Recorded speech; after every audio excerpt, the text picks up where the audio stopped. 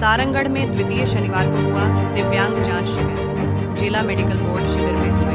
113 पंजीयन और 27 यूडीआईडी चिन्हित। सारंगढ़ बिलाईगढ़ 8 जून 2024 सरकारी योजनाओं के लाभ के लिए जरूरी दिव्यांग प्रमाण पत्र बनाने के उद्देश्य से प्रत्येक माह के दूसरे शनिवार को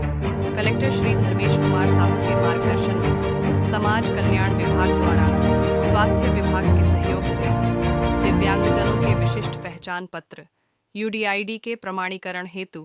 जिला मेडिकल बोर्ड के विशेषज्ञ चिकित्सक दल द्वारा सिविल अस्पताल सारंगढ़ में मेडिकल कैंप का आयोजन किया गया। जिला स्वास्थ्य प्रशासन ने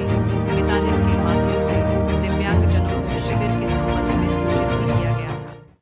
इस विशेष शिविर में आए हुए दिव्यांगजनों का आकलन सह प्रमाणीकरण कराया गया,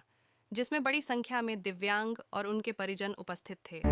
सारंगढ़ बिलाईगढ़ के जिला मेडिकल बोर्ड शिविर में कुल 113 पंजीयन और 37 यूडीआईडी चिन्हित हुए।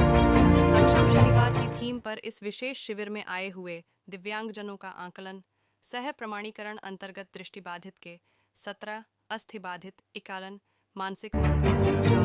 श्रवणबाधित 11, सिकल सेल 0,